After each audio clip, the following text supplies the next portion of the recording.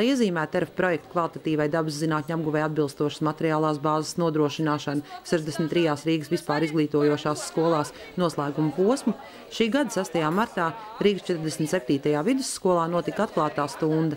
Tās ietveros Rīgas domas vadība kopā ar skolēniem un mediju pārstāvjiem piedalījās ķīmijas stundā. Tas sniedz iespēju klātienē novērtēt jaunā aprīkojuma praktiskos ieguvumus. Stundas ietveros tika testēti dažādi pārtikas produkti, un jāatzīmē, ka atklātās stundas dalībnieki to darīja ar patiesu entuziasmu. Tagad pārbaudīsim kādu siepniekā un ko mēs darām. Jā, ko mēs lietojam ikdienā.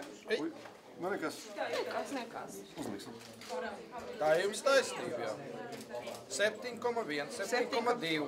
Jā, tur ir bāziskā vīde, jā, vāja bāziskā vīde, tad tas organismu jau ir daudz. Par ko tas liecina Rīgā labs ūdens? Jā, par ko tas liecina?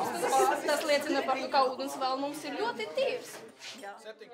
Beidzoties stundai, dalībniekiem bija iespēja apskatīt arī pārējos labiekārtotos kabinetus un īpaši projektam veltītu izstādi.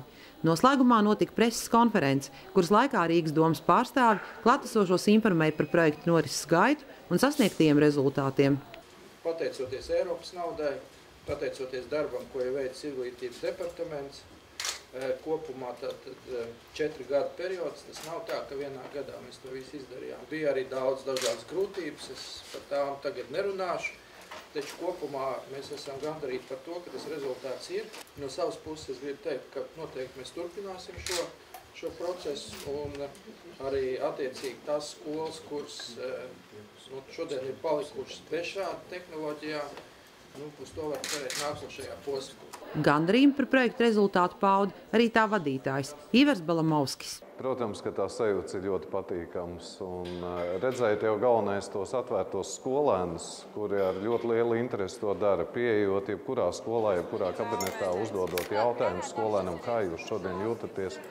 Un ar šiem labiem aprīkētajiem kabinetiem no visiem saņemam tikai vienīgi pozitīvu atbildi. Gan skolu vadība, gan skolotāji to ļoti augstu novērtē.